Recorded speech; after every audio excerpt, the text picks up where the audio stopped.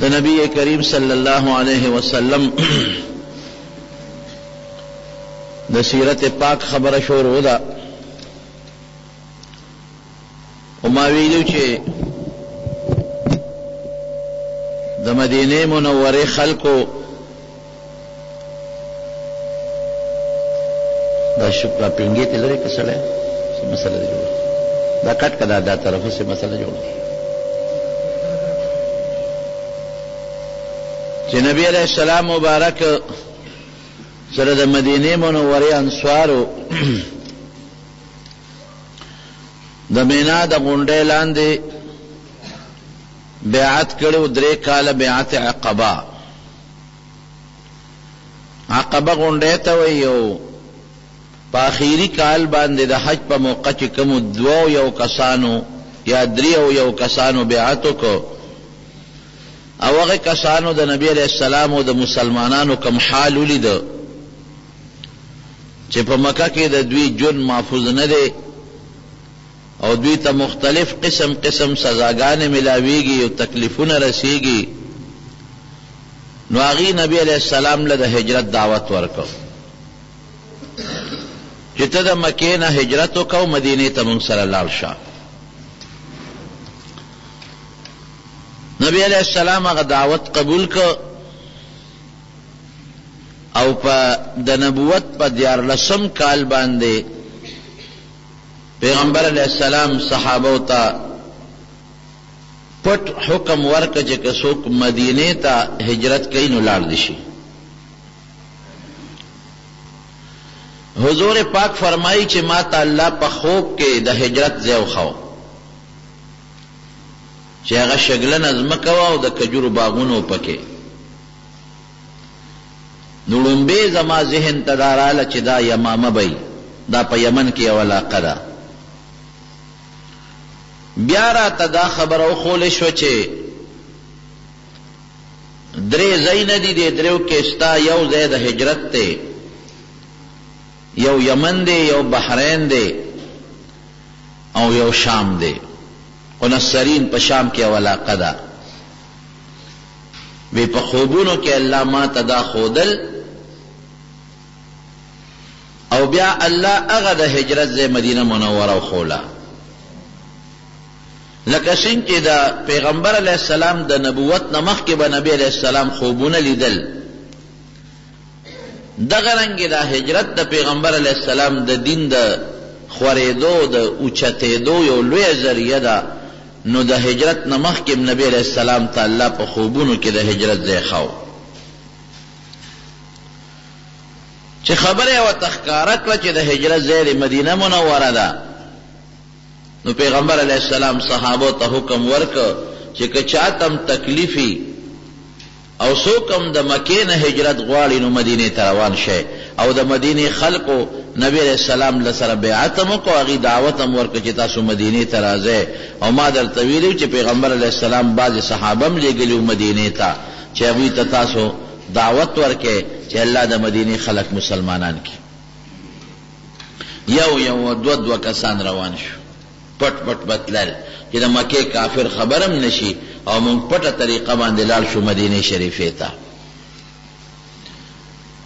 پر اولو هجرت کوونکو کې حضرت ابو سلمہ رضی الله عنه او داغه بیبي و حضرت ام سلمہ رضی الله تعالی عنها دی یو ځل هجرت حبشه تم کړو د حبشه نه واپس را ل مکه مکرمه ته او سه د مکه نه مدینه ته هجرت شروع کړ یو دوی دی یو سره یو ماشوم بچی دی عجیبه واقعه ده د دې دواړو یو بل سره ډیر زیات محبت او ډیر زیات مینه و د ابو سلمہ او د ام سلمہ دومره مینه ده یو بل سره چې یو ځل دواړه کې ناستل یو بل توی راځي چې یو لوزو د ابو سلمہ دا خزه وتوي د ام سلمہ وی زما د سره دا وعده ده کته زمانه مخ کې مړ شو نو زبستانه پس بل خاون نکوم عربو کې خو بدار رواجو چې خاون به مړ شو نو خزه به زر دویم خاون دوکو زما وعده ده چې ستا د مرګ نه پس به بل خاون نکوم او که زم رشم نو تب زمانه پس ګوري بل خزه نه کې چې مو تا دو په جنت کې یو دا خاون وتوي وی زما د سره لوز دی که ته زمانه مخکې مړه شوې نو زه به ستا نه پس بله ښځه نه کوم، خو ته دا وعده مه کوه که زه مړ شم نو خیر دی تا له اجازت دی که زما نه پس بل خاوند کې نو کولی شي، ځکه زه یوازې ګزاره کولی شم سړی یم او ته خو ښځه یې یوازې ګزاره به درته ګرانه وي. دومره مینه یې وه یو بل سره. او بیا اتفاق دا چې دا خاوند مدینه منوره کې وفات شو، دا ډېره غمجنه وه. دا وایي ما تورې جامې اغوستې وې لکه په غم کې چې خلک تورې جامې چي، او ما وی چې دن به د خپل د مینې خاوند پسې داسې جړا کوم چې د قیامته پورې به خلک د دې یو بل ته حکایتونه کوي، یو بل ته به نقل کوي، داسې جړا به کوم. وی ځان مې تیار کړه، د مدینې یو بله ښځه وه هغې م را سره ځان تیار کړه چې مونږ به ویر کوو جاړو به. وی دې کې نبي علیه السلام مبارک را دننه شو. وی ما ته یې غږ ونه کړو، خو بلې ښځې ته یې وویل چې د کوم کور نه خدای دوه ځله شیطان ایستی دی هغې ته بیا شیطان را دننه کوی. یو ځل د حبشې هجرت شوی دی، یو ځل د مدینې. وی بس زه پوه شم. وی ما ته یو دم وخاو چې دا وایه خدای به دې غم اسان کړي. الله زما د مینې خاوندو ابو سلمه او ما سره د حبشې هجرت هم شوی دی او ډېر محبت و. وی داسې وایه چې اللهم اجرني فی مصیبتي، خدای په دې مصیبت کې ماله اجر او ثواب راکړي، واخلف لی خیرا منها، او د دې مصیبت نه ماله یو بهتر خوشحالي راکړي. وی ما وی چې دا دعا خو د پیغمبر مبارک د خولې د دا خو به زه شروع کم، خو زما د خاوند نه بهتر خاوند بلا بل څوکي چې ماله به خدای راکړي، د ده په شان خاوند خو بل نشي کېدی. وی الله مې هغه دعا قبوله کړه. وی ماله خدای د خپل خاوند ابو سلمه نه بهترین خاوند راکړه چې هغه محمد رسول الله دی صلی الله علیه وسلم. خدای پاک د پیغمبر علیه السلام نکاح راوست. د چا د خو بدل الله نه یېری. نو وی مونږ دواړه چې د حبشې نه رالو نو دې وخت کې د مدینې هجرت شروع کېده، نو مونږ ته اجازت وشو. نو وی زه او خاوند مې مدینې ته روان شو، او هغه ماشوم بچی چې کوم سلمه دی را سره دی. چې روان شو وی زما د قوم خلک رالل، او زما خاوند ته وی ابو سلمه ته چې دا خور خو مونږ په تا خرڅه کړې نه ده چې کله حبشې ته په سفرونو ګرځې او کله بل خوا په سفرونو ګرځې، دا مونږ خرڅه کړې نه ده. که ته چې ته سفرونه کې زه کوه او مونږ له خپله خور لور راکړه. وی دې ته جدا کړم، خاوند مې یوازې که، خاوند خو مې لاړ مدینې ته او زه بچې پاتې شو. وی دې کې د خاوند د قوم خلک رالل، هغې وی ښه تاسو ښځه زمونږ د قوم د سړي نه جدا کړه، دا خو دا ښځه وه چې کوم خی بوتله نو حق یې بوتله به ولې م ته جدا کړه، نو بچې زمونږ کېږي بچې راکې. نو یې بچې رانه زما د خاوند قوم یو. وی یو ماشوم زویم رانه لاړ، خاوندم لاړ. وی ټوله ورځ به مې جړل، او د مکې صحرا ته به ووتم هلته به مې جړا کوله، او ډېره زیاته پریشان وم چې یا خدایه زما د مینې خاوند و هغه هم رانه جدا کامله، او زما هغه د مینې بچی هم رانه جدا شو، به څه کوم؟ عرب خو سخت خلک دی، یا خدایه څه به کېږي. وی یو ځل مې جړل په مکه کې، او د مکې په دې شاړو بیابانونو غرونو کې د یو انسان را باندې رحم راغی. هغه چې رحم یې راغی نو هغوی لاړل زما قوم زما تربورانو سره، ورته یې وی چې ګورئ چې دا د خپل خاوند سره خوشحاله ده، په مدینه کې او بل ځای خوشحاله ده، نو تاسو پې څه کوئ؟ پرېږدئ. تاسو خو د دې لپاره وایاست خاوند سره خوشحاله ده، نو چې ورسره هجرت کوي او سفر ورسره کوي، تاسو یې څه کوئ؟ نو زما د قوم خلک یې راضي کړل. نو بیا هغه سړی لاړ او زما د خاوند قوم والا ته وی چې بس دا ښځه دي خاوند له دا بچی وله راکې. نو یې بچی یې راکه ماله. نو یې ماله یو اوښ راکه. وی زه په هغه اوښ یکې تنها سره د خپل بچي نه سوره شم او مدینې ته روانه شم.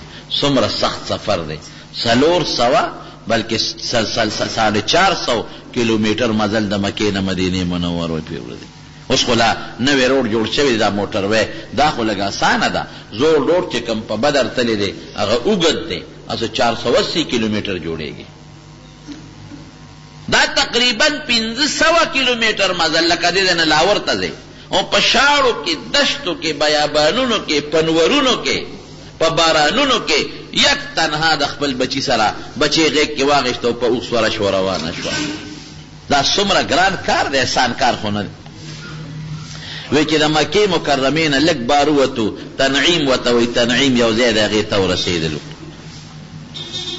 نو عثمان ابن طلحه دې را سره میلو شو دې دغه وخت کې لا کافر و وروسته بیا دې مسلمان شوی دی دې وخت کې لا کافر و نو دې خو به یو بل پېژندل 3 میله چې ووتم روان یم وی عثمان ابن طلحه ما ته وی څه کې وی ما ورته وی چې زه مدینې ته هجرت کوم خاون مې ملته د بچی خلکو خاطر خو پته وه قوم اجازت راکړه او د خاون قوم بچی م راکړه زم هجرت کوم مدینې ته وی ما ته وی څوک دي د سره وی ما ورته چې هېڅ څوک را سره نشته وی څوک خو به د سره خامخا وي وی ما ورته چې لا والله الا الله و بنی هذا قسم په خدای که بل څوک را سره وي یو را سره الله دی یو را سره دا بچنګی دی بل څوک نشته لا والله الا الله یو الله دی و بنی هذا بل دا راکوټې بچنګی دی بل څوک نشته وی ښه ویړی را باندې خفه شو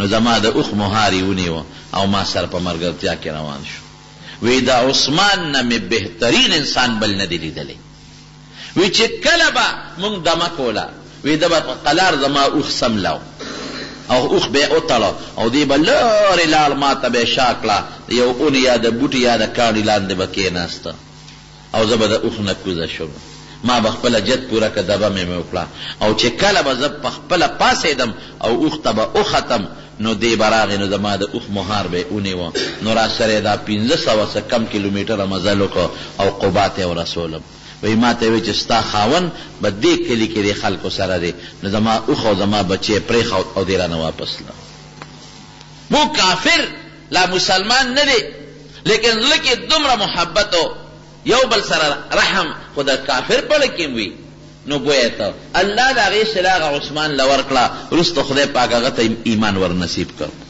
داسې یو به ته حضرت عمر فاروق رضی الله عنه راغی نبی علیہ السلام ته کېناست ټول خلک پټ پټ بتلل چې څوک هم رونه نیسي وی د الله رسوله زه ځم مدینې ته لاړ شم وی زه خو پټ نه ځم راغی د بیت الله نه تاو شو او بیت الله په مخ کې اعلان وکړ ای د مکې خلکو زه عمر یم پیژنی مې که مې نه پیژنی څوک نه پیژني ما پیژنی او زه روان شم مدینې ته هجرت کوم که چا کې زوري را میدان ته دي شي نیغ لاړه صحابه تلل اخره کې نبی کریم صلی الله علیه وسلم ته حضرت ابوبکر صدیق راغی د ابوبکر دا خیال و چې د مدینې دا هجرت هم د حبشې د هجرت په شانتې دی او نبی علیہ السلام به نه ځي او صحابه به ځي وی د الله رسوله زما هم هجرت تړه کېږي که دې خوښي زه به مدینې ته لاړ شم وی ته ایسار شه ما پورې ایسار شه وی صاحب ته به ځې څه هجرت به کې څه وی انشاءالله چې خدای ما ته م اجازت وکړي د ما ته ایسار شه بس پوه شو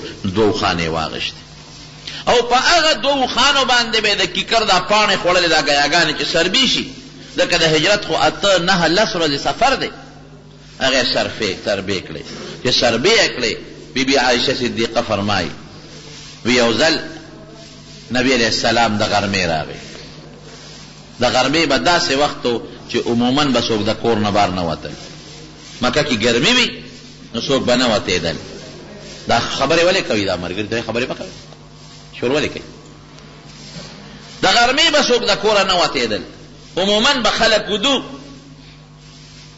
وی نبی علیہ السلام راغی په سر مبارک څادر اچول چې وی څنګه را دننه شو وی ما ته فورا ابوبکر صدیق ته مونږ الوی چې صاحب نبی علیہ السلام راغی وی دا وخت خو د ګرځېدو نی غرمې خو خلک ودي خو سلانجه پیښه ده ساجت یې دی راغی وی چې راننوت وی اخرج من عندک چې څوک در سري دا بار وباسه یو پټه خبره کوم وی صاحب بل څوک نشته 2 لوڼه مې دي یو بی بی عائشه ده او یو بی بی اسماء ده جباری څوک نشته وی فقط اذن لی فی الخروج وی ما ته خو د هجرت حکم وشو وی الصحبه د الله رسول زده مرګرتیا درخواست کوم ما ځان سره مرګري کا وی ته مې مرګري وی 2 خانې مې غشتې دي یو وستا نبی علیہ السلام په پیسو بالم اما بغیر ثمن فلا به پیسو نالم وی صاحب ما تعالی غشتې دی ټیک ته چې مال دې غشتې را او پیسې به در کوم په سوچ دې غشتې به در کوم علما وی ولی نبی علیہ السلام دلته خیراتی قبول نه کړو پیسې ورکړي د هجرت یو عظیم سفر دی او ډېر لوی د ثواب سفر دی. د پیغمبر علیه السلام مقصد دا و چې دا زه په خپله وخه وکړم چې دا لوی ثواب ما ته هم میلو شي. وی صاحب کله به ځو؟ بس وی انتظار کوه زه چې کله رالم ځو به. او چې دې خوا صحابه یو مدینې ته تلل د مکې په خلکو مهیبت راغی چې دا خو که یو دوه درې داسې ځي مکه خو به مونږ ته خالي پاتې شي، دا به څه کېږي؟ او که دا مسلمانان ټول اوتل او بار یې ځان له ملګري پیدا کړل او سبې زمونږ په مکې حمله وکړه نو بیا به څه کېږي؟ نو دوی یو میټینګ وکړ مکه کې. ابو جهل او دوی راغونډ شو او یو میټینګ یې وکړ، لګیا دي مشوره کېږي. قرآن حکیم کې الله تعالیٰ فرمائے وَإِذْ يَمْكُرُونَ بِكَ، دوی ستا متعلق سکیمونه جوړول. لیثبتوک، چاوی وی لکه داسې کار به وکړو چې مړ به کړو، چاوی قتل او به تړو جیل کې به واچو بند به کړو. دا ابو جهل هم پکې، دا شیطان هم پکې یو نجدي شیخ په شکل ناستو. وی زم تاسو چې څه مشوره کوئ زم د نجد د علاقې د یو قوم مشر یم، مم شامل کې خری بدله درکړه ډېره ښه. وی صاحب کوټه کې به بند کو او جیل کې به واچو. دا شیطان پاسید وی نه دا رې غلطه ده، ځکه غلطه ده چې د ده لوی قوم دی، یو 10 ورځې به جیل کې وساتئ، شل به وساتئ، میاشت دا قوم به دنه خلاص کړي. بل کس پاسید وی زما تجویز دا دی چې بار به وشړو وطن نه به وباسو. دا شیطان بیا پاسید وی دا هم غلطه خبره ده. وی دله خدای داسې خوږه خوله ورکړې ده چې کدیم بار وویسته ځان سره به ملګري برابر کې در باندې به حمله وکړي. ابو جهل پاسید وی زما خدا رې ده چې مړ به کو، بس قصه به خلاصه شي. دا شیطان چې د سپینګیري په شکل ناستو دی پاسید زنده باد دا رې ټیکته. خو یاره وجنه به څنګه؟ د خلوی قوم دی څوک بې وجني، د قوم دشمنۍ ته به څوک غاړه ایږدي. وی داسې به وکړو چې د هر قوم نه به یو کس راپاسي او په شریکه به حمله وکړو. نو د قوم به د چا نه بدلوي؟ ټول کلي نه خو بدل نشي اخیستی. بس وی دا په دې فیصله وکړئ. خو دا شیطان ورته وی زر دا فیصله وکړئ. ګورئ وی بس بېګاله دا فیصله، بېګاله به هر قوم نه یو کس راپاسي چې دې خبر نشي او موږ نه بار ونځي او د کور نه ګیټ چاپېره به دې تو شو او چې بس حمله به پې وکړو، بس په شریکه به یې مړ کړو، مسله خلاصه شو. ایضا الله جبریل علیه السلام نبی علیه السلام له راولېږي چې د دوی میټینګ شوی او څه خبرې شوې وې د ټولو نه خبر کړ. وَإِذْ يَمْكُرُونَ بِكَ لِيُثْبِتُوكَ، ستا متعلق دوی دا سکیم جوړ کړ چې یا خو دې تړي او یقتلوک، یا دې وجني، او یخرجوک، او یا یې د وطن نه وباسي. او دوی سکیمونه جوړی. یمکرون ویمکر الله، و الله وی زم یو تدبیر دله جوړوم. دی بخپل سکیم او مکر خفیه په پټه طریقه د چا خلاف سازش ته وایي، په پټه طریقه سکیم او سازش چې دی. والله خیر الماکرین، الله وی دوی دې خپل تدبیر جوړ کړي ستا خلاف، زم یو تدبیر جوړوم، زه به دې وباسم، هېڅ فکر چې ونه کړي. نبی علیہ السلام په کوټه کې خپل کټ کې پروت دی په کور کې او د مکې دا هرې کورنۍ یو کس راغی او تورو په لاس ګیر چاپېره مسلح علاقه محاصره کړه. بس ورځو پې چې کله شپې نیمه تېره شي او پې حمله کوو. هلته جبریل علیه السلام راغی نبی علیه السلام ته، وی کافر راغلی دی او ګیر چاپېره درنه تاو دي وسلو په لاس او د هر قوم مشر پکې شته. ستا دپاره به زه هدایت در کوم، لږې شګې به والې او راپاسه او دا شګې ونوله او د الله به دا شګې له دوی سترګو ته وردننه کړي او ته به ترې نیغ ودېس پروا چې ونه ساتې. ګوره یمکرون دی هم خپل سکیم او سازش جوړی، خو لیکن الله وی زه به هم یو تدبیر جوړوم، یو طریقه به جوړوم. والله خیر الماکرین، د الله تدبیر ته څوک بیا نشي رسېدلی. چې څنګه نبی علیہ السلام را پاسې دا شګې واغشتې او وینوستې او دا آیت یې ورسره ووی چې وجعلنا من بین ایدیهم سدا ومن خلفهم سدا ومن بین څنګه فاخشیناهم فهم لا یبصرون. شاهت الوجوه شاهت الوجوه، د دې دا مخونه دي رسوا شي، دا نظر دی ړوند شي هغه شګې ولوستلې، الله هغه شګې د کافرانو سترګو ته ور ورسول. الله فرمایي وما رمیت اذ رمیت ولکن الله رما. دا ویشتل خو تا کړي دي، بېشک خدا تا نه دي کړي، دا مونږ کړي دي. دا چل د ویشتلو د ته مونږ خولی دی، او دا ویشتل د ظاهر د ویشتلو سترګو ته رسول خو ستا کار نو، دا زما په لاس کې بس چې هغوی سترګې مږلې نبي اسلام ته نیغ ووت، نیغ لاړ. حضرت ابوبکر صدیق کره لاړ. ابوبکر صدیق ته یې وی شابه روزه، هغه مخکې نه په تمه کړی و. بیبي اسما زر زر ولا سامان تیار کړ، سخت ورځ ده اوس چې نبی علیہ السلام سره د حضرت ابوبکر نوزی او د هجرت په سفر دی، او ناګهاني ځي فورا. نو کور سنو لږ ستوان یې ولا فورا تیار کړل، ستوان او سنور څه سامان و هغه ولا یو بوجګۍ کې واچول. د تړلو تار نو چې په هغې ولا سر وتړي. نو بیبي اسما یو کمربندو، یو نطاق به ورته وي، پخوا د ښځو به د پرتوګ د پاسه اچو د حفاظت د پاسه، زر یې هغه کمربند اوس پړده ویش په مین. نو په نیمې ولا د هغه بوجګۍ خلو تړله او نیمې ولا په هغه سامان کې کېښود چې دا به ستاسو درستخاني که په لاره پسې خوراک مراک کوئ. دی ورکړل ولا او دواړه ووتل، او دوی ته یې وی چې چاته غږ مه کوئ، پټ یې پوی کړل.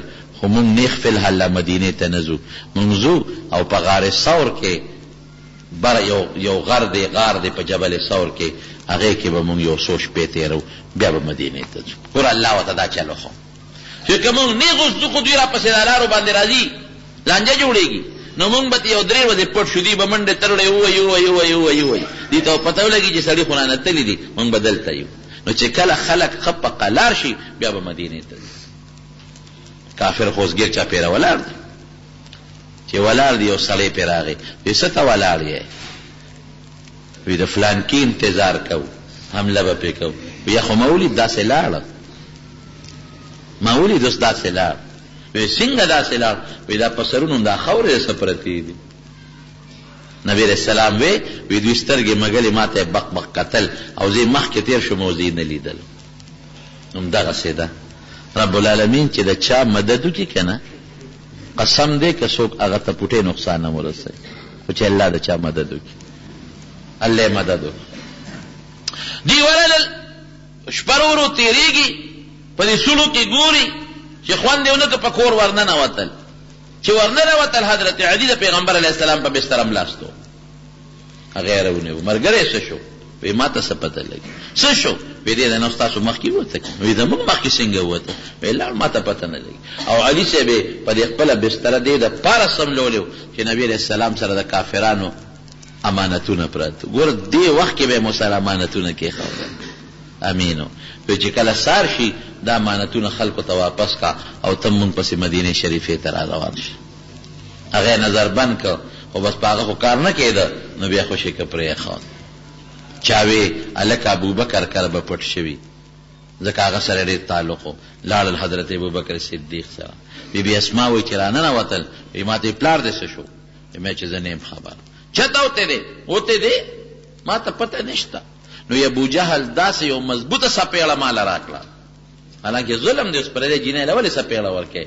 وایي دومره مضبوطه سپېړه یې راکړه چې زما په غوږ کې والی و هغه ماته شوه، رانه لاندې پرېوته. بس دوی ساړه شو، اور پې بل شو چې خدای دا څه شو، زمونږ سړي څه شو.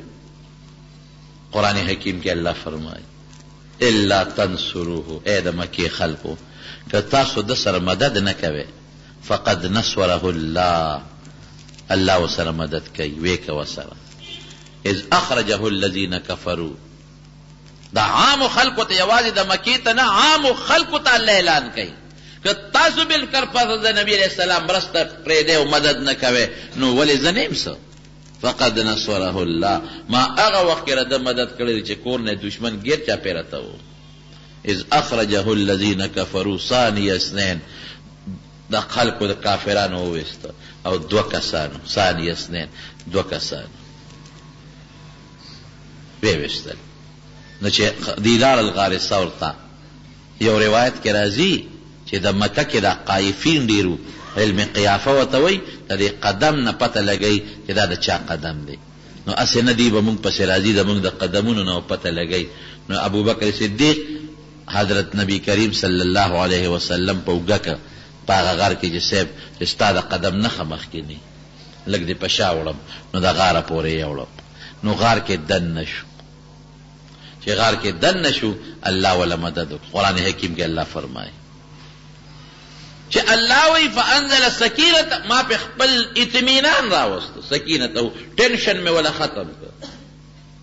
بنده خو پریشان ای کنه چې دشمن دلته را نشي، بچی را لمړه نه کی، بل څه غم پیغ نشي. نو انزل سکینته علیه. قرآن کې الله وی ما په الله کې ولا اطمینان واچو، بے غم مې ک ټینشن مې ولا ختم کو.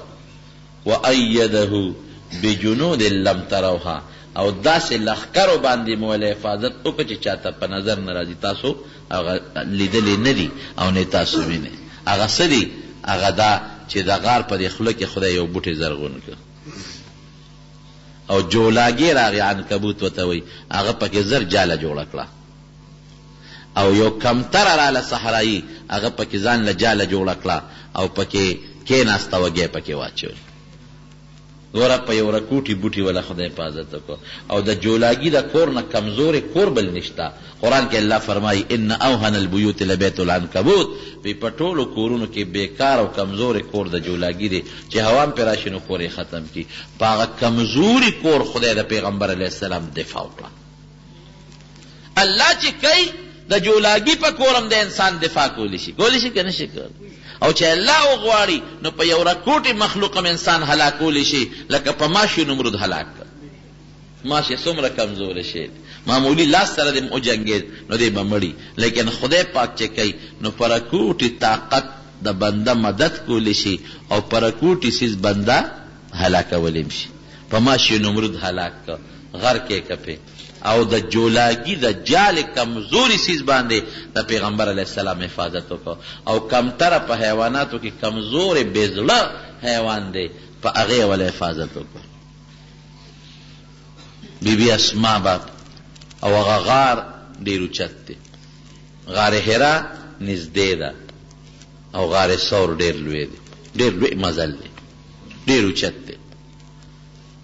چې کم سړی بلدي د غر د خطو خو ټیک تا، لیکن چې کم نابلدی که نه نو 2 نیمې 3 ګنټې کې به ورته رسېږي. آسان کار نه دی، ډېر زیات مزل دی.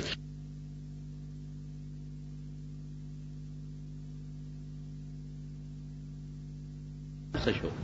وی لاړ جوړو، وی اوتلی دی. وی داسې معلومیږي چې تاسو به نارې پرېښې یې، څه به یې درته پرېښې هم نه، نار به یې پرېښې. واقعي چې کله پیغمبر علیه السلام د نبوت دعوه وکړه، 10,000 درهم ابوبکر راوړل او پیغمبر علیه السلام ته یې کېښودل. 10,000. وی دا په غریبانانو باندې چاته تکلیف یې نه وي، مسلمانان راځي نو دا هغوی له ورکوه. 10,000 درهم. او د هجرت په موقع سره 6,000 درهم هغې ځان سره واخېستل، مدینې ته روان شو. وی تاسو خو به نار نور پرېښې بچې، هېڅ پې هم درته نه یې پرېښې. نو دې په سترګو ړوند و.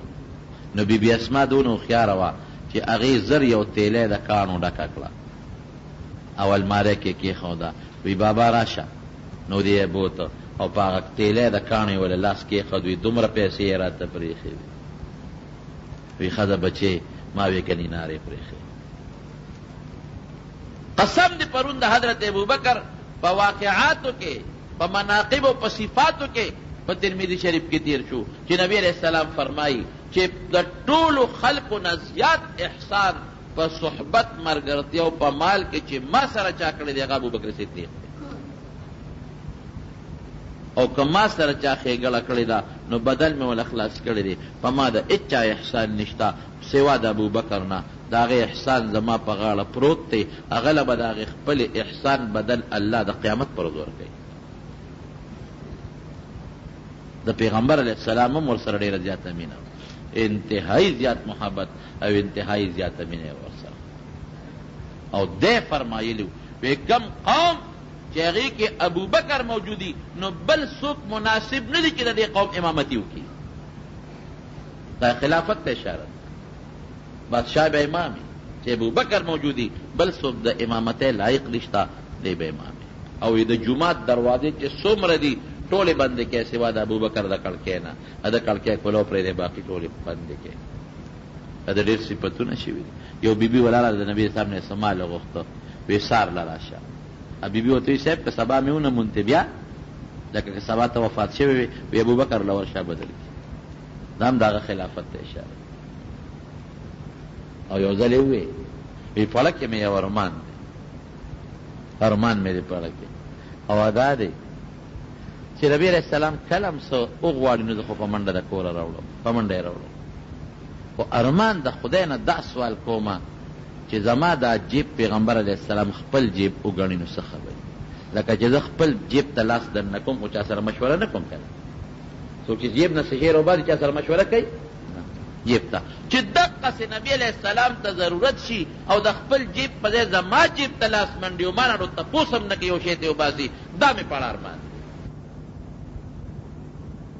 دومره مینه وه د نبي علیه السلام سره. نو چې ننوتل غار ته نو حضرت ابوبکر ورته وایي صاحب ودرېږه دا غار مخکې را صفا کړه.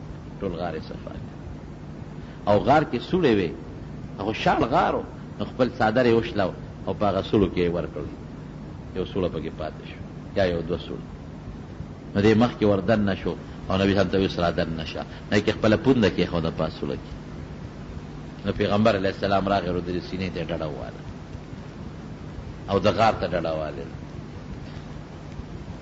نو جلال الدین سیوطي هم لیکي، نورو کتابونو هم لیکلي دي چې دننه په دې سوړه کې چې ته مار و مار هغه لاره باندې کوشش کوي د وتو او نوځي، ناګرې د حضرت ابوبکر د خپې له ټک ورکړی دی. اوس بیا هم خپه نه لر کوي، حالانکې د مار څومره سخت زهر یې که بل سړی څومره چغې به یې والې، بیا هم خپه نه لر کوي چې هسې نه خپه لر کم او دا مار روځي پیغمبر علیه السلام ونه خوري. او اوښکې ترې روانې شوې، هغه اوښکې د نبي علیه السلام په مخ مبارک پرېوتې. راویښ چې ابوبکر خیر دی، وی صاحب دې غار کې مار څه شي وخوړل، وی دې خوا کړه، خپې دې خوا کړه. پیغمبر علیه السلام مبارک خپلې لاړې مبارکې راواغېشت او د هغه په هغه پونده باندې پورې کړې. حضرت ابوبکر وی چې څنګه لاړې زما پوندې له ورسېدې، وی ما وی چې نه څه شي خوړلی ما نه راته درد شته. خبره ختمه. زه وایم د هغې سینې نه خوش قسمته سینه بله کمه ده چې حضور پاک ورته ډډه والې، او د هغې پوندې نه خوش قسمته پونده به بله کمه چې د دواړو جهانو د مبارک سردار لاړې دې تو شوي دي. ډېر لوی د منقبت خاوند او د فضیلت خاوند دی. او سیوطي صاحب پکې یو واقع بل هم لیکلی چې نبي علیه السلام د مار نه هم تپوس کړی دی دا ولې دی خوړ. د حیواناتو سره هم پیغمبر علیه السلام خبرې کړي دي. دا معجزه ده، د معجزاتو بیان به درته انشاءالله یو جمعه کې کوم. وی صاحب دې ځای کې راګرځېدم او عیسی علیه السلام روان ملګري ورسره، نو وی چې د نبي آخر الزمان به دې غار ته ځي او دلته به یو 3 شپې کوي، نو زه ځکه دلته پروت وم. وی نن راباندې خوشبویي ولګېدل، نو راتلم خو لار بنده وه، نو ما ځکه ټک ورکړ. کافر خواره دي ګر هغه قدمونو نښې والا ایا ځان سره که هغې ورته وایي چې په دې لاره تللي دي چې غار ثور ته لاړل، وی دې ځای پورې خو قدم شته خو له دې نه مخکې قدم نشته، دې نه مخکې نشته. نو غار ته ور ورسېدل. حضرت ابوبکر صدیق رضی الله عنه حضرت ابوبکر صدیق رضی الله عنه نبی علیہ السلام ته د الله رسوله هغه دی کافر دی او غار له خور ورسېده.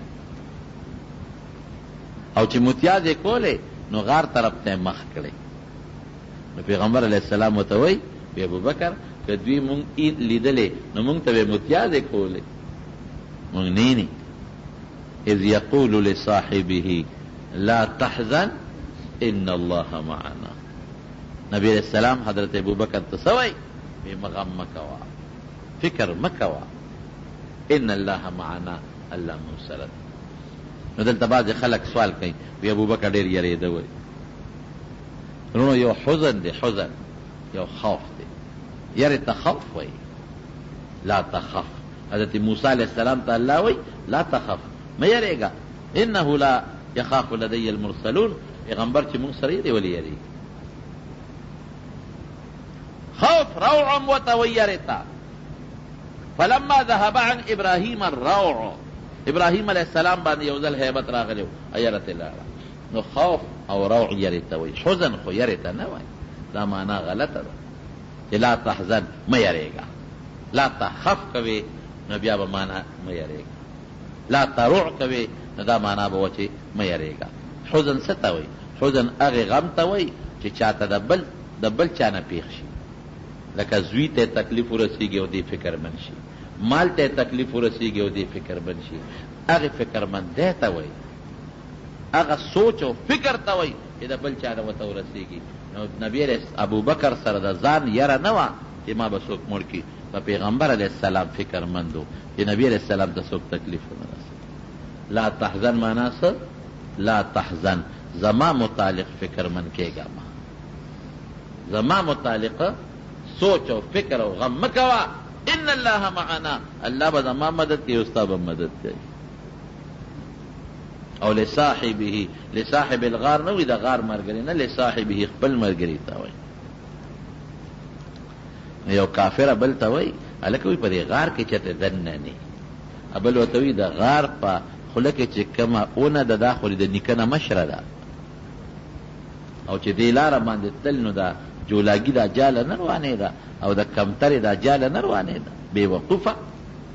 نو ترې روان شو. د پیغمبر د حضرت ابوبکر صدیق یو غلام عامر ابن فهیره، هغه به ګډې چیلې سرولې، نو د دې غار خوا کې به یې سرولې، د دې غر ویښ کې. نو چې شپه به شوه او نور شپونکیانو به ګډې چیلې اخوا دې خوا کړې، نو ده به زر وشړلې غر ته به یې وخېجو، نو هلته به یې تپې واغېشتل، نو حضرت ابوبکر او په نبي علیہ السلام به یې وستل. او ابوبکر صدیق زوی چې دی دی به د شپې ته نو دروازې به دې ګرځېده، ډېر هوښیار و، د کافرانو ټولې خبرې به یې واورېدلې. د شپې به لاړ په تیاره کې، نو د نبي علیہ السلام سره به یې شپه وه، نو ټولې خبرې به یې ورته وکړې. نو پېشملي به ترې را روان شو چې خلکو ته پته ونه لګي چې دې بار دی. د سهار وختي به کلي کې و چې څوک دې خبر نه شي.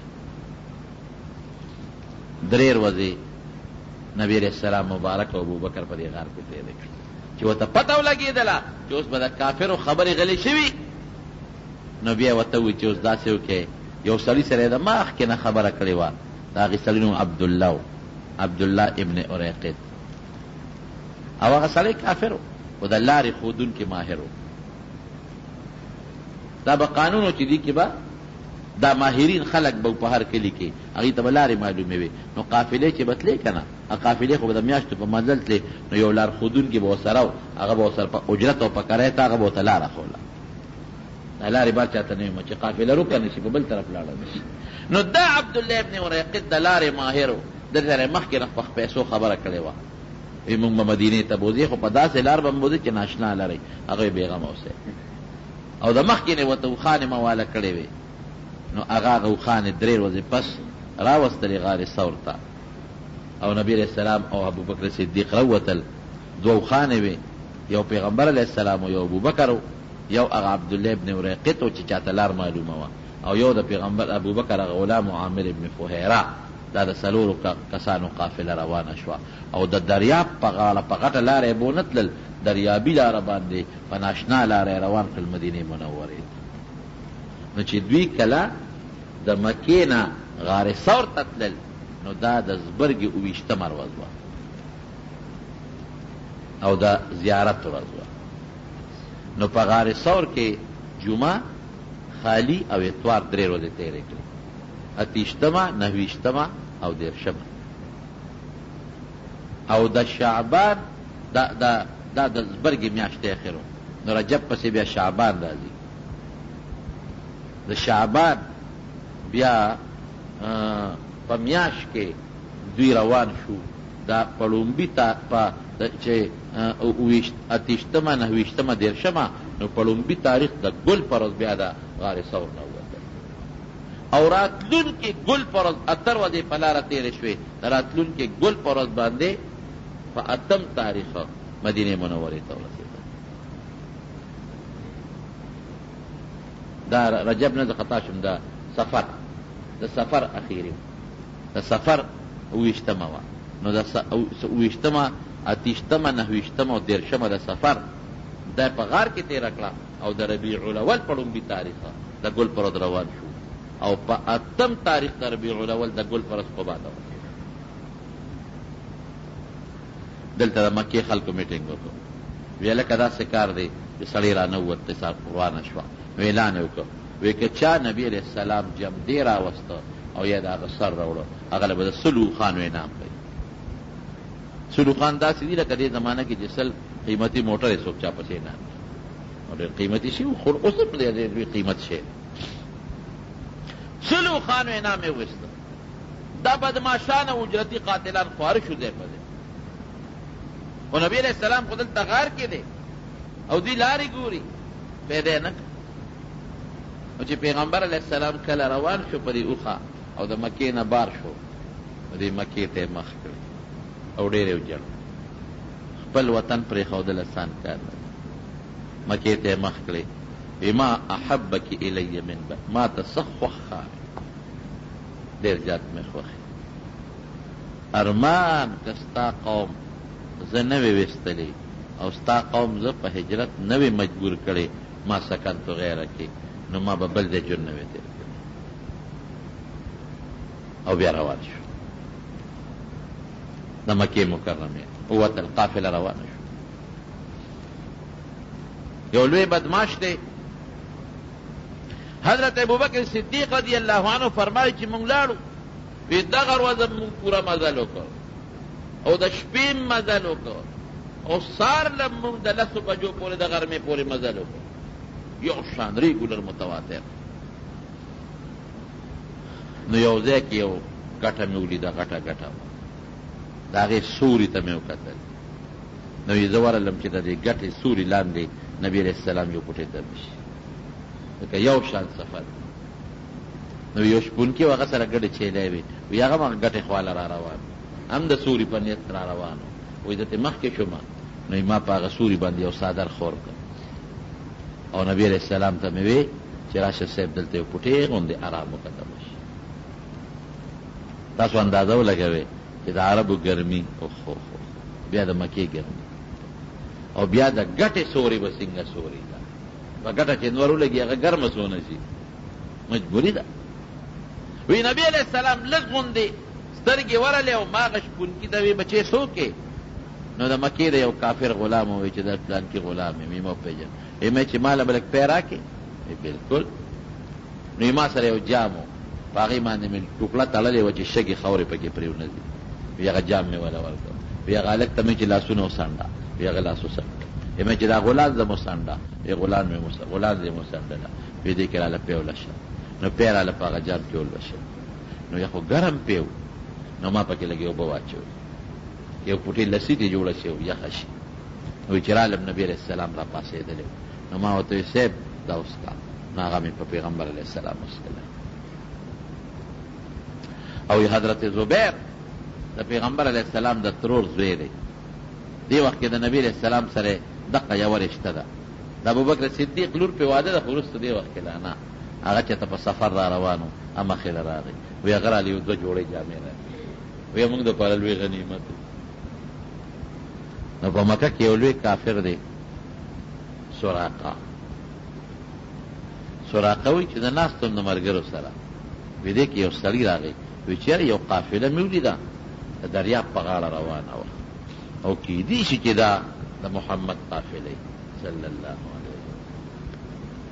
سراقه غټ بدماش وی ما ورته ویل چې نه دا هغه نه ده، وی ما مطلب نو چې بل څوک رانه مخکې نه شي، نه چې دا هغه نه ده، بل څوک دی را دا پلان کې اوس دا لاړه لږ موده مخکې، لږ ساعت مخکې پلان کې په سفر لاړه، دا به د هغه قافله وی لږ ساعت کېناستم چې د دوی تمه قطع شي، نو یې غلې غوندې پاڅېدم، وی کور ته ننوتم، نو یې وینځې ته مې چې دا اس بوزه او د کوټې شاته ودروه چې سنت بل څوک رانه مخکې نه شي، د وسلو خان ګټم، نو د کوټې شاته زما اس ودرم او زینت صاحب پې واچول، او زه په دروازه نه وتم چې څوک را باندې پې نه شي، نو په کوټه به راوختم او د نیزې هغه سوکه مې په ځمکه ښخه کړه او په نیزه مې ځان وروښویو او اس ته وختم او پونده مې ورکړه، وی ځان مې ورسم. وی چې مې ورسو د نبي علیه السلام قافله بس خوشحاله شم چې به دا خو سلو خان دی زه به وکټم وسله را سره ده توره نیزه را سره ده وی چې څنګه زه ورنږدې شومه وی سخته ځمکه وه سخته ځمکه او وی زما اس په هغه سخته ځمکه کې دا خپې په ځمکه ننوتې او د سینې سینې ډوب شو وی پوه شم چې دا خو دوی خیرې وکړې وی ما ورته چې زه پوه شم چې ما ته هم خیرې وکړې بس ما معاف کې نو زه درنه واپس کېږم هېڅ نقصان درته نه رسوم وی نبي علیه السلام یې ډېره ښه ده وی معاف یې کړم وی چې معاف یې کړم او اصله مې چک ورکړ نو اسره ووته ځمکې نو د عربو به فالونه نیول وی ما سره یو تیلی او په هغې کې ما سره د فال هغه غشي وی مې چې ته ودرېږه فال ګورم وی غشي مې داسې وړاکول نو چې لاس مې وردن نه که غشي مې ته راویسته نو په هغې یې لیکلي و لا چې دا کار به نه کوې وی د غشي مې ونه منله وی بیا مې پې سور شومه وی بیا مې ور حمله کړلې چې په نیزه پې غزار کړم نو بیا مې اس د مخ کو خپو سره د دې سینې پورې په ځمکه کې خښ شو وی بیا مې ترې معافي وغوښته معاف یې کړم وی بیا مې غشي وړاکول چې ورېږه پال ګورم وی بیا هغه غشي راووت چې راته وایي چې ګورې لا دا کار ونه کړې وی بیا مې غشي سره دوکه وکړه نافرماني مې وکړه 3 ځله مې د حملې کوشش وکړ او اس په مې خښ شو په ځمکه بس وی مې چې بس خبره خلاصه ده دی الله مې معاف کړې نو زما دا تاسو سره لوه ده چې خلک به درنه تمبو او بل دا دی چې ما سره لیکل هم وکړې تاسو له امن در کوم لیکل وکړې وی د سرمنې یو ټوکړه وه نو په هغې راته لیکل وکړل ما له امان نامه را کړه وی زه اوس نو دا سراقه وی چې را رخصتېدم نو پیغمبر علیه السلام ما ته چې ای سراقه ستا په لاس کې د کسرا بادشاه بنګړي وینم او ستا په سر د کسرا بادشاه تاج وینم نو ما وخندل مې چې دا به غټې دعوې کوې اوس ته په خپل وطن کې دی نشته بل وطن ته روانې او دعوه دې دومره غټه ده چې لکه د فارس د بادشاه د کسرا تاج بتې علي او بنګړي ماله به را کوې د کسرا مثال خو هغه زمانه کې داسې و لکه د امریکې بادشاه چې خیر وی را رخصت شم نو په لاره کې به څوک مخې له راتلل او ما نه به یې تپوس کو نو ما به ورته دا لار ما کتلې ده دروغ به م نه وي ور کافر دروغ به م نه وي دا مې کتلې ده نو ټیک لار خو یې کتلې وه نو ما به ته خلک تمبول دشمن دی او خدای پې د پیغمبر علیه السلام دفاع کوي او مغسې روڼ ګورې وشوه دا سراقه بیا وروسته مسلمان شو او چې دی کله مسلمان شو او د حضرت عمر فاروق رضی الله عنه په زمانه کې د کسرا بادشاه علاقه فتح شوه چې کوم جرنیل و د فوج حضرت عمر فاروق رضی الله عنه هغه ته وی د کسرا چې کوم خصوصي سامان دی هغه به یو ډبي کې بند کې ماله به فورا مدینې ته رالیږي هغه د نه پوټې هم ضایع نه شي او دا بریده به ماله رالیږي دا سراقه به ماله رالیږي سراقه ابن مالک نو چې علاقه فتح شوه نو د کسرا بادشاه چې کوم ضروري سامانو هغه ټول یې جمع کړ او فورا یې سړي ته ورکړي دا مدینې ته عمر فاروق له ورسوه نو چې راویې رسول او هغه سامان یې اوس پړده نو تاج هم پکې پروت و د هغه جامې هم پکې وي د هغه خاص سامان بنګړي پکې نو استازي دوباره ولېږه وي بنګړي پکې نشته چا به طلب وکړو بنډي را پیدا کا زه د پیغمبر علیه السلام د وفات نه پس د هغه ارمان پوره کوم نو چې دوباره سامان ولټو نو بنګړي پکې راووتل نو هغه یې ورکړل نو حضرت عمر بره سراقه ته وی راشه اوسه وی د پیغمبر علیه السلام د هجرت په موقع ته څه ویلي وی ما ته ویلي چې سراقه ستا په سر د کسرا تاج وینم او ستا په لاس کې د کسرا بنګړي وینم وی تا هغه وخت سره څه وی وی ما خو وی چې داسې ګپ لګئ غټې دعوې کوي وی راشه چې د پیغمبر علیه السلام د وفات نه پس دا هغه ارمان پوره کړه نو مدینه منوره کې لویه جلسه جوړه کړه او سراقه ته په سر هغه د کسرا تاج کېښود او هغه بنګړي ول راواغېستل او په لاس کې ورته پیشنګویي د پیغمبر اعظم پوره شوه که نه شوه بهر کې دا د هجرت سفر خو د پیغمبر علیه السلام یو عظیمه کارنامه هم ده یو لوی محنت او لوی مشقت هم دی خو د اسلام د سربلندۍ یو لوی ذریعه هم ده نو دا باقي واقع به درته انشاءالله که موقع وه آینده جمعه کې بیان او د دې چې کوم مسائل دي وغیره او کومې فعلي دي دا به هم درته انشاءالله آینده جمعه کې بیان کړو یو طالب علم دی هغه مور بیماره ده رب العالمین دې وله شفا ورکړي نن زمانه کې معاشره کې اکثر خلک خصوصا ښځې په یو بل کوډې کوي، تعویذونه کوي، سحر کوي، جادو کوي. دا سخت جرم دی. دا د ښځو عادت شته بالکل. بعضې پلیتې ښځې دي، زه ورته پلیتې ښځې وایم، ګنده ښځې دي، ګنده او د خدای دشمنانې ښځې دي چې دا ګرځي او په ښځو کوډې کوي او جادوګان پې کوي او تعویذونه پې کوي او سحر پې کوي. دا سخت جرم دی، خطرناک جرم او ډېره لویه سزا ده. او چې څوک هم دا سحر او کوډه کوي، ورې دا چې څوک یې لیکي د دا د ایمان نه خلاصي. هغې کې داسې الفاظ لیکي چې هغه الفاظ د کفر دي، د کفر. ما کتلی دي بعضې چې راوخېږي ما له خلک روړي وګوره، هغې کې کفري الفاظ دي. تر دې حده پورې بعضې ظالمان کوي، بعضې ظالمان چې د الله او د پیغمبر نوم د سارو په متیازو لیکي. دا ظالمان دومره سپېره خلک دي. نو چې څوک دا کوډه کوي هغه هم د ایمان نه خلاص دی، او چې څوک کمې ښځې ورپسې دي چې ما له کوډه وکړه نو هم د ایمان نه خلاصه شوه که نه شوه. تا ته خو هغه ال نه وایي چې دې پسې لیکمه، لیکن ما خو خبر کړې که نه. کفري الفاظ لیکي. دا په یو بل کوډې کول او په یو بل جادو کول او په یو بل تعویذونه کول دا سخت حرام دي. مسلمان ته ضرر رسول ډېره لویه ګناه ده. مسلمان ته ضرر رسول دا سخت جرم دی، دا د خدای دشمني ده، دې نه ځان ساتئ. دا سخته ګناه ده. دا څه ملګري دي نومونه یې لیکلي دي، هغوی څه مشکلات دي. الله دې مشکلات په خیر او په خوشحالۍ باندې بدله کړي. دا ملګري دې څه وجې هم لیکلې ده او بل وایي چې امتحان مې مکمل شوی دی، الله دې دله په نتیجه کې کامیابي نصیب وګرځوي. دعا وکړئ. الہ العالمین د نبی علیہ السلام په نقش قدم روان. خدای موږ د ګناه نه وساتئ. خدای چاته څه حاجتونه دي حاجتونه پوره کړي. الله چاته څه مشکلات پریشانې دي هغه ور په خوشحالو باندې بدله کړي. خدای موږ د دنیا او د آخرت د عذابونو د قهرونو په حفاظت کې وساتئ. خدای د ابتلاءات امتحاناتو سختو نه مو ساتئ، بچیم کامیاب کړي. خصوصا زمونږ دا بعضې دوستان دي موږ له دا جمعې په ورځ باندې دا جنریټر چالو کړي د موږ دا حاجي صاحب سره مې د یرشوران خدای پاک دې وبخي، شمشاد حاجي صاحب، حاجي شمشاد احمد صاحب مرحوم، الله دې مغفرت نصیب کړي.